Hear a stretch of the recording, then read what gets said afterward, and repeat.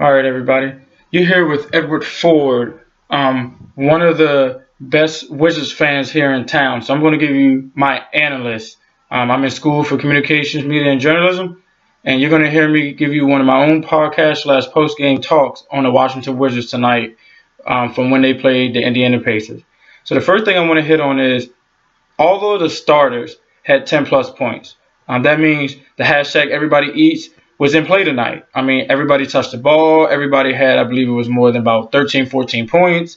Everybody had at least 2, 3 assists. Everybody's passing the ball. And the team was working together tonight. The team was not working as a one-man show, with Bill, or a one-man show with Markieff Morris or Otto Porter. The team was scrapping tonight, okay? They were on the boards getting offensive rebounds, but mostly on the boards getting those rebounds, period. They did not give a lot of second chance points that I saw to the Indiana Pacers. Even when they did, Indiana didn't make shots because they were more of rush shots because the Wizards were up on them by so many points. At one point, it was up on them by 21 points that they felt like they needed to rush the shot. So that's number one. Number two, Otto Porter, I have to give you your props. You were out there hustling, getting steals, getting on the floor, diving for loose balls, and you just weren't letting the Indiana Pacers get it easy. You made them work for it. And that's the type of defense I like to see from the Wizards. Number two, the Wizards had like 5 or 6 steals tonight. Again, they were active. They were after the ball. They were switching on different opponents, team players. They weren't just giving Indiana a whole bunch of open looks. For example, if Otto Porter had a switch on Lance Stevenson and then, Oubre had to go guard Oladipo, they did that. They switched. They communicated. They talked. They gave each other that effort that needed to be there tonight to pull out this win. This is a huge win for the Washington Wizards because now they take the season series not only against Philadelphia, and if I'm not mistaken, against Milwaukee early in the year. But now they take the season series against the Indiana Pacers. Now, I want to say this.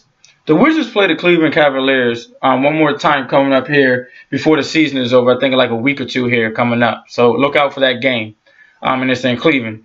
If the Wizards was to pull off a win against Cleveland, they would even up the series against the Cleveland Cavaliers. So I want to, I'm going to look up some things and see how that would work and see if the Wizards would wind up actually taking a season series from Cleveland if they was to win on the road there. Because I believe both teams have won on the road, okay?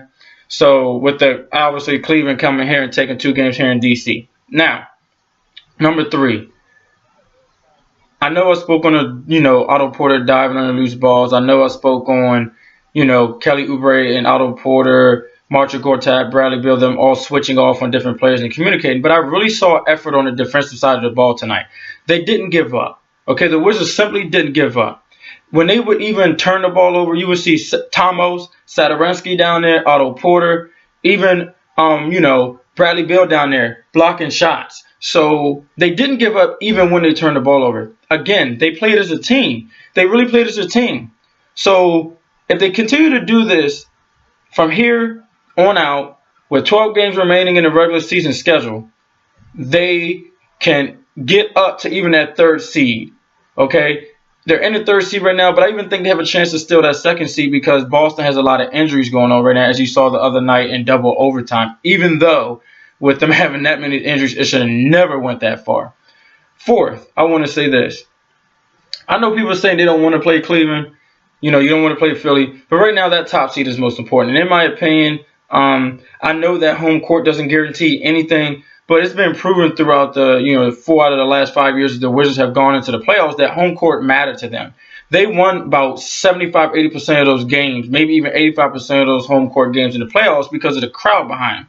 The energy. They come out shooting well. They come out playing defense. So, again, it is important, I believe, to the Wizards to have that home court if they was, keep that 3 seed. Possibly if Boston went on the slide, get that 2 seed. That's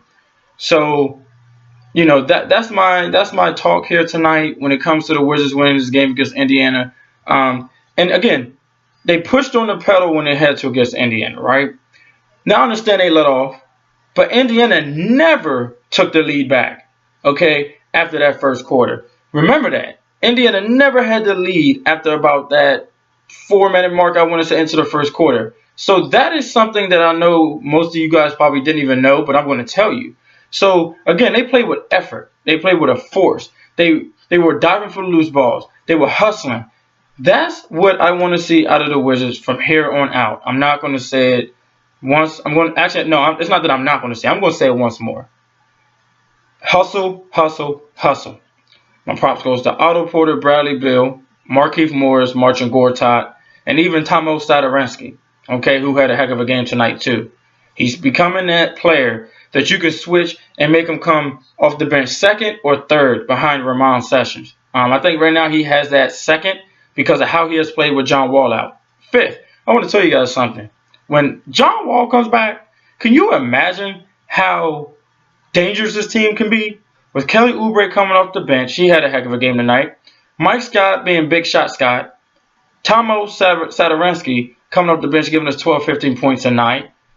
They actually have bench players this year. This is what the Wizards didn't have last year. They couldn't really get them over the hump against Boston was that bench. Now they have that with Tomo Satoransky getting his chances.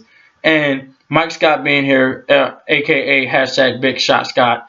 And Kelly Oubre now really developing that defensive play as you saw tonight, and that, driving to the hoop, getting his dunk, driving to the hoops, getting his layups or floating shots, and even a couple of threes if he hits.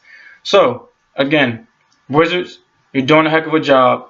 I want to give my shout-outs to @DaveJ Sports for, giving me that shout-out on, the hashtag radio party after the Wizards win tonight with that one day, he said, I'll take his job.